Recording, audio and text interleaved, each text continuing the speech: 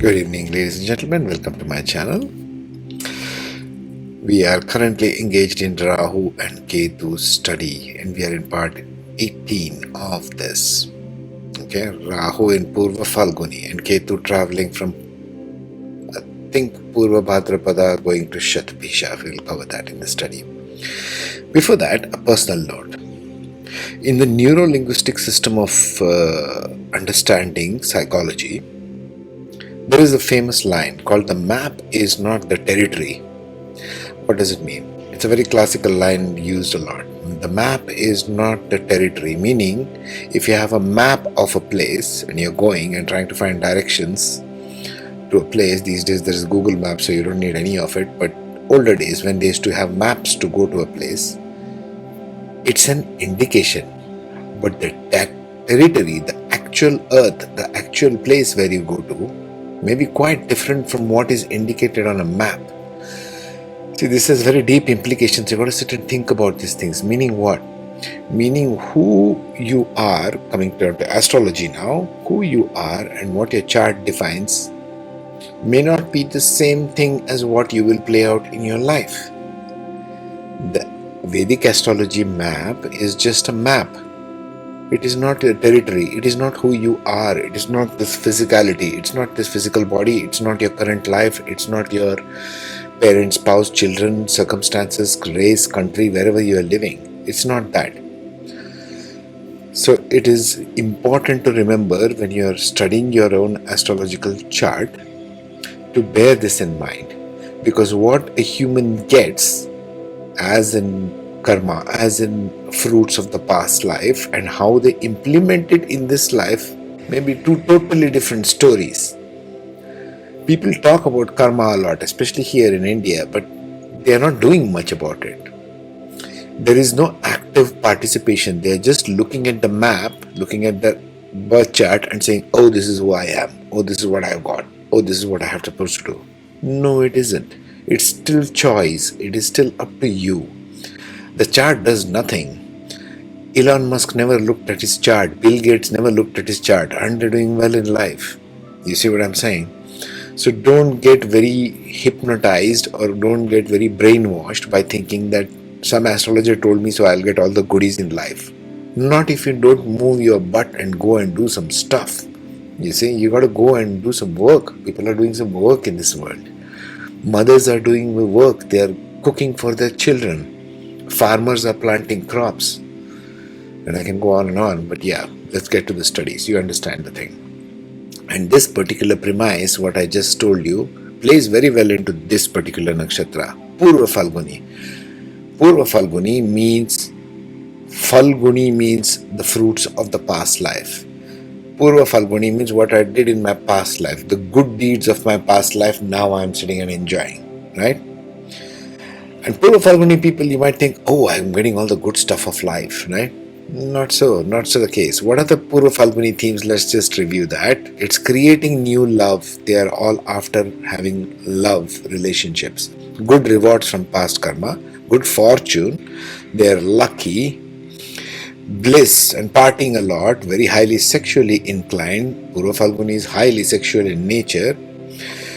They want to relax, they want rejuvenation, they have good looks, they have beauty, they have vanity, lots of vanity, show off, red carpet treatment, Hollywood, Bollywood, you name it. Lazy nature, addictions, too many sexual partners, relationship issues, fault finding, nitpicking, strong connection to children, great parents. Do you see this? Purva Phalguni, many of the actor and actresses, famous ones, right? They have a very strong Purva Phalguni nakshatra presence in them. And you can see the themes playing out in their life. Lots of sexual partners, lots of affairs, having fame, overindulgence, having big villas, having lots of ranches, throwing money around. They're lazy in nature, they are having addictions. You can see all this. And if Rahu you stick in a place in here, I mean, good luck, these persons are going to go explode with their eccentricity. These are the eccentric millionaires and billionaires. They're having good fortune, but what are they doing with it? Nothing. This is the difference. People might be wealthy, doesn't matter if it's a millionaire, billionaire, they might be having, but their lives are really upside down because of this nakshatra energy playing. And if you stick in Rahu in here, the unconventional maverick guy, I want to do it a different style. If everybody is doing it like this, I want to do it like this. This is Rahu. And you take him and put him in this kind of an energy of Purva Phalguni, guess what happens? Let us see now in Pada by Pada. So number one, the classical characteristics of Rahu and Ketu as described by the classical Vedic literature. Okay, what is Rahu and Ketu? These are the north and the south nodes of the moon found by the virtual points, which are the intersection points between orbit of the moon around the earth and orbit of the earth around the sun. So basically, if you take two ellipses, it will form two intersection points. Yeah. So these two intersection points are called the north node and the south node. They are virtual nodes, although they behave like planets, and we shall see why in a minute. So who is Rahu? The symbols are there, like a horseshoe and the reverse horseshoe, right? This is typically how it is portrayed in Western astrology, so I'm using the same symbol here. Rahu is mythologically depicted as the severed head of a demon, symbolizing constant, endless, insatiable hunger and appetite, be it sensual or physical, yet it is unable to hold on to or grasp it. Rahu is the one who constantly wants something. Think of it as a live head only, not the body. Okay? So it can't hold on to anything or be satisfied even if it gets that thing, since it has no arms or body or stomach, right? Just a head which is alive. This gives Rahu the title of Bhogakaraka, or meaning one who is after sensory materialistic pursuits. So think any earth sign, for example, they want sensory materialistic pursuits. Or think any of the signs, literally, whatever they are after, Rahu wants that, and wants that very badly and goes after it with everything. This is an energy in us, by the way. It is not a planet, it's a virtual node, but it will behave like a planet, which we shall see why. So it is unable to satisfy that hunger or hold on to anything, even though it gets something. It wants to move on to the next, and then to the next, and then to the next. This is why Rahu is also called as the guy who wants foreign things, not of the native land or not of what the person is natively born in. Why? Because of that insatiable hunger. There's always insatiable hunger to go after one thing after the another without being able to hold on to it. That's Rahu. Ketu, on the other hand, is mythologically depicted as the severed body, the remaining half of the demon, symbolizing constant, endless, insatiable search for identity. It is looking for the head, but it doesn't have a head. So it is looking for that identity. Everybody's identity, ego is centered in the head, what you look like, right? It is also seeking for true purpose, sense of self. As a result of this, it tries to hold and grab onto everything that it can find its hands on, because it has got hands. Ketu has got hands. It's trying to hold on to everything, but it releases immediately because it knows that's not the head. It's like trying to grasp onto everything, thinking, oh, I want this, or I am this, I am that, I am this. Not getting any identity because it's not finding the head there. Since it has arms and walks everywhere, it goes around through life, walking from place to place, people, situations, circumstances, but not knowing who or what it is. It doesn't have a head. This is why Ketu is referred to as Mokshakaraka, or the seeker's path, the one energy in us which seeks something. That's why Ketu is called the Mokshakaraka. Now this is the classical interpretation. Okay. Now we shall see how this plays out in the modern interpretation. Very important to connect the bridges. Now here you have the Rahu Ketu general characteristics as modern interpretation. This I have borrowed from the book Light on Life by Robert Subala. Excellent book. I have put it in the community tab if you want to go through it or purchase it and read it. I seriously suggest that. Okay, the north node of the moon, Rahu. What does it become because of the characteristics which classically is told in the texts? What does Rahu lead to in the modern context? Rahu is responsible for originality, individuality, independence, insight, ingenuity, inspiration, and imagination on the positive side. Because Rahu and Ketu both love to explore foreign stuff, things out of the box, things not taught by tradition, Rahu and Ketu will be anything but traditional. Okay? Think of it as something foreign to the culture, to the way you are taught things. Looking for original stuff. If there is one singular force that is responsible for creating everything that we keep modernizing, so to speak, thinking out of the box, it is this. That's why it's important to pay attention to this. Okay, back to this. So Rahu on the downside leads to confusion, escapism, neurosis, psychosis, deception, addiction, vagueness, illusion, and delusion. This is the downside. Now, how this plays out and why, we'll have to see individually in the charts. We will see that. Okay. Ketu, the guy with only the body, no head there, gives us the feeling of universality, impressionability, idealism, intuition, compassion, spirituality, self-sacrifice, subtleness on the positive side. On the downside, it can lead to eccentricity, fanaticism, explosiveness, violence, unconventionality, amorality, iconoclasm, impulsiveness, and emotional tensions. This is on the downside. This is what it plays out, and Rahu Ketu is typically an axis, like it is shown over there, right? Rahu Ketu, let me remove myself for the time being from that axis. Okay, there you are. So you see it as an axis, okay, 180 degrees apart, and it can play out in any one of the opposite houses. It can play out in 1, 7, 2, 8, 3, 9, 4, 10, etc., etc. We will see that later. But this axis becomes a definition point of where in your life, in your different houses, are you looking for these two aspects, and they are always opposite to each other, as you can see. Okay, to stand opposite to each other. So if it plays out in second house, it detaches itself from the 8th house. If Rahu is in the second house, Ketu will be in the 8th house. You see what I mean? And so you will bring the 8th house aspect with these aspects shown here, second house with that aspect shown over there. Of course, it plays out with something called as dispositors. We shall see that next. Now, if you go to a traditional Vedic astrology, they will go on and on endlessly about dispositors. What the hell is a dispositor?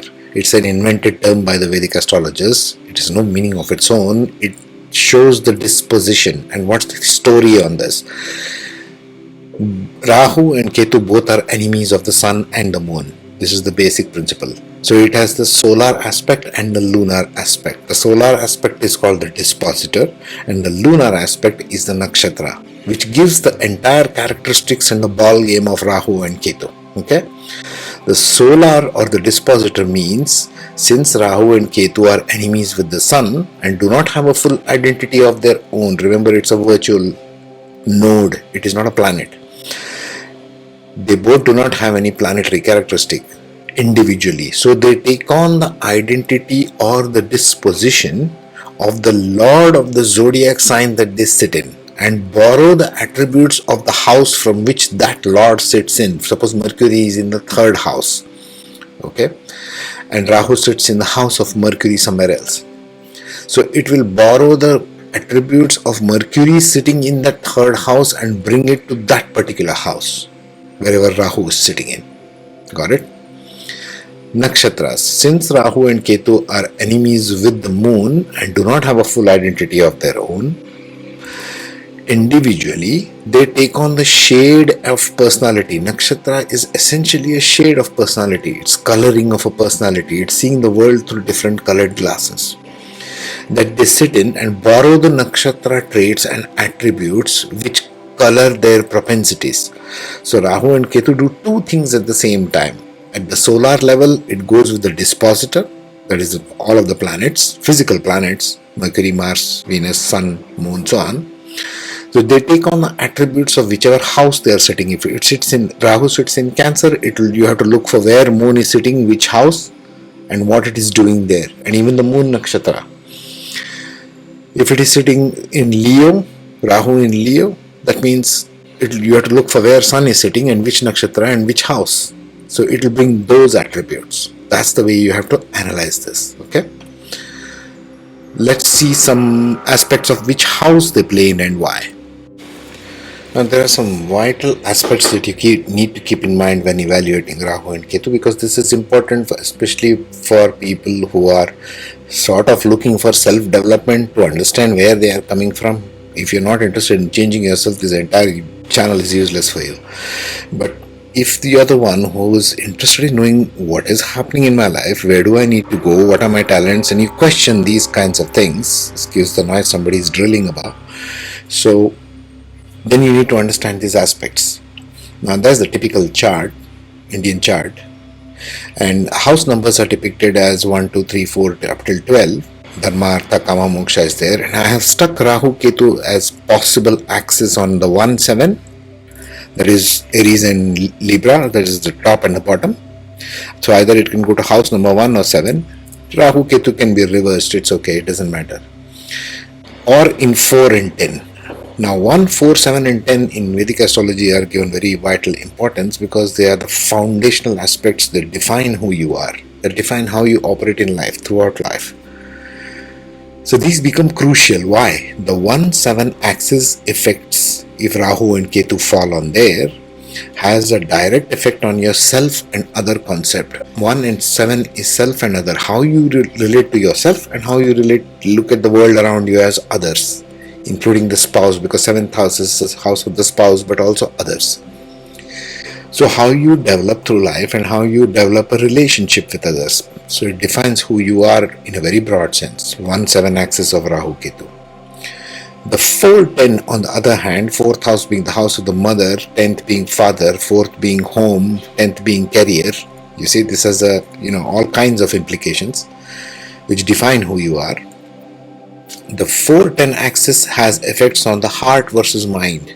Mind is the one who goes out there in the world and being used in the career, right? You dissipate your energy as the mind in the external world.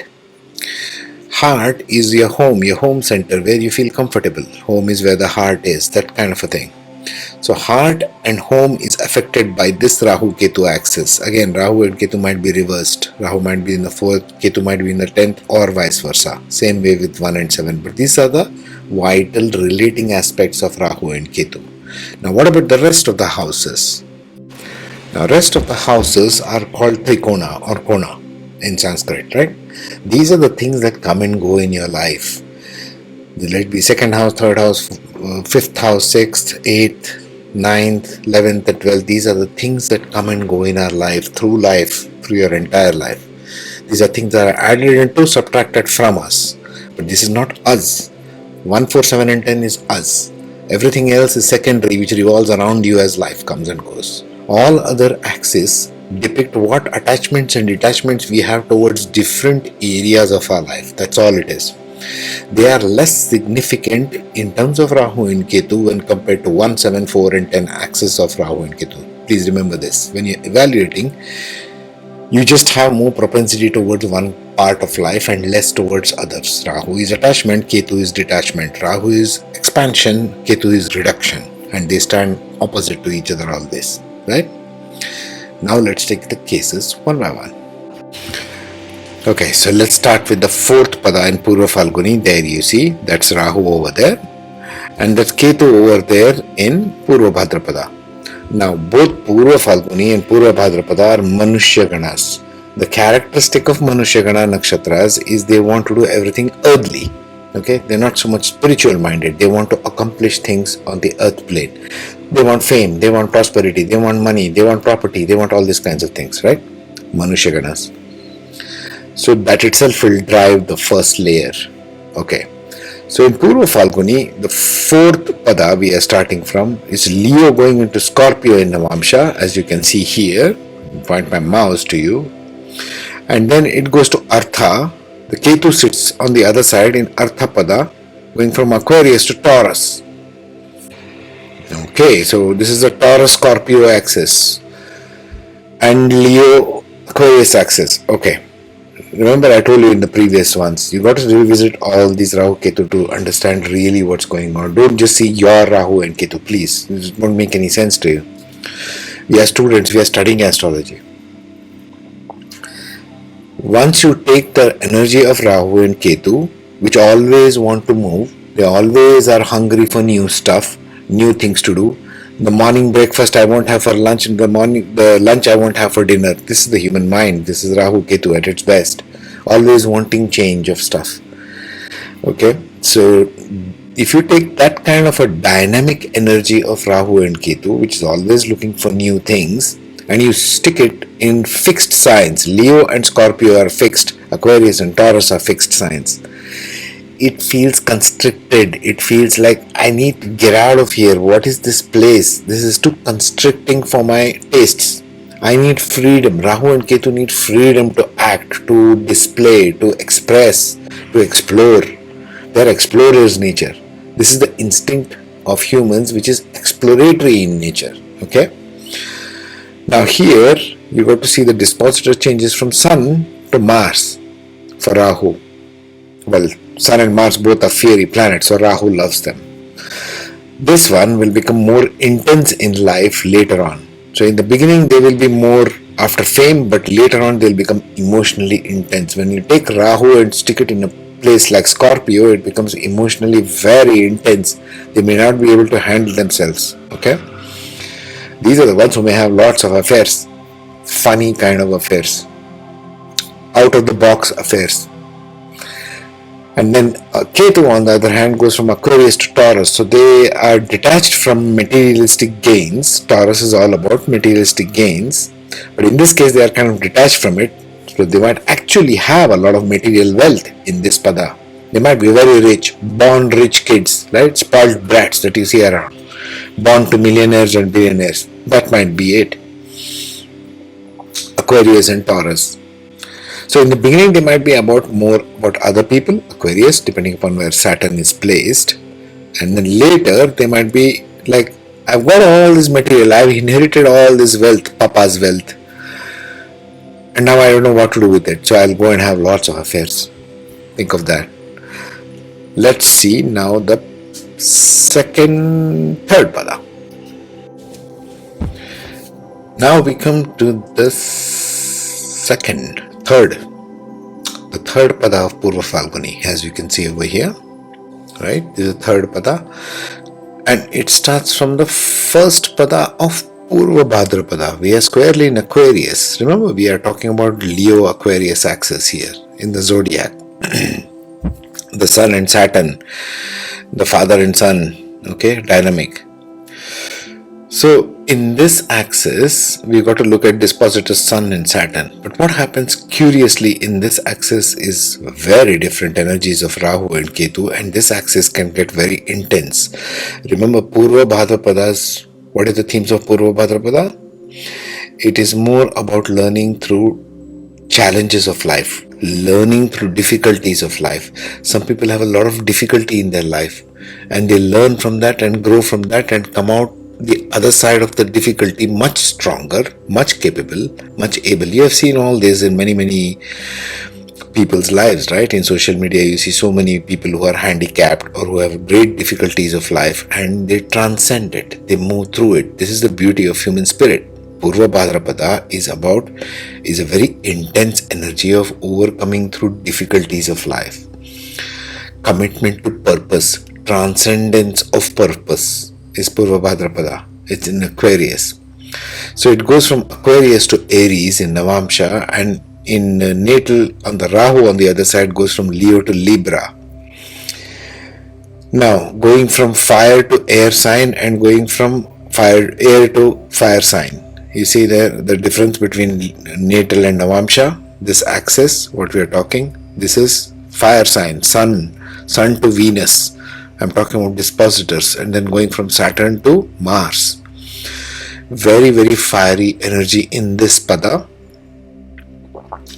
This person really needs to have a grounded control of things, because this person can get very easily ungrounded if you place Rahu and Ketu and stick it in here. It can become extremely intense, unable to handle that kind of intense changes. There has to be some grounding. It's good if they have some earth element dominant in their chart, or if the support of their friends and family to help them understand. Otherwise they will land up in a psychiatrist's chair. This is too intense to handle alone, okay, this axis, because it's all fire and air only. There's not much of grounding left in these axes, okay. So now let's see the first pada. right? We're talking about the first pada? No. Yeah. We're talking about second? Yes, let's go to the first one. So now that we finished Purva Bhadrapada, we come to Shatabisha. Shatabisha, themes of Shatabisha, Ketu in Shatabisha, very, very powerful healing ability. Shatabisha is power of healing, power of 100 physicians. Shatabisha means the 100 physicians. But Shatabisha is very abstract. The Lord is Varuna, so they have a lot of intense emotional energies and they are very abstract in nature and they have access to etheric dimensions, spiritually speaking. So what happens when this axis comes into picture between Leo and Aquarius in Purva Phalguni and Shatabisha? Shatabisha is conceptual and there Aquarius going into Pisces in Navamsha. This brings in great wisdom later in life from the past life. These people might be old souls. These people might be ones who have lived many lives as souls in human bodies and then now they have come to bring that wisdom forward and ground it in Virgo. This can be a little grounding because Virgo is an earth sign. It wants to achieve stuff in physical life and it has to bring the wisdom of Jupiter here. This is sort of better grounding this particular axis of Rahu and Ketu, and Rahu does very well in Virgo because it's an earth sign. Rahu wants to achieve material success. It can do practical good things in the world. Yeah. Now let's take the first pada. In the first pada, this is as Aquarius as it gets on the Ketu axis and as Leo as it gets in the Rahu axis.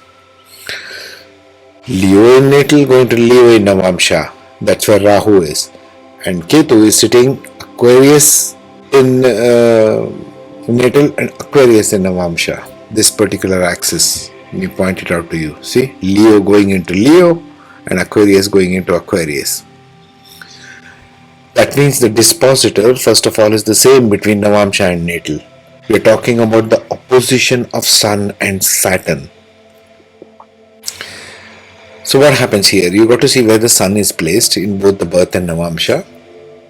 And this person can become too egotistical, especially if it's in the 1-7 axis, this Rahu and Ketu. If the Rahu is in first house and in Leo, this person may be extremely narcissistic, extremely egotistical, extremely self-centered. Okay? Because there is too much of Leo energy. Leo is all about I, me, myself, Sun. Too much of Sun energy there.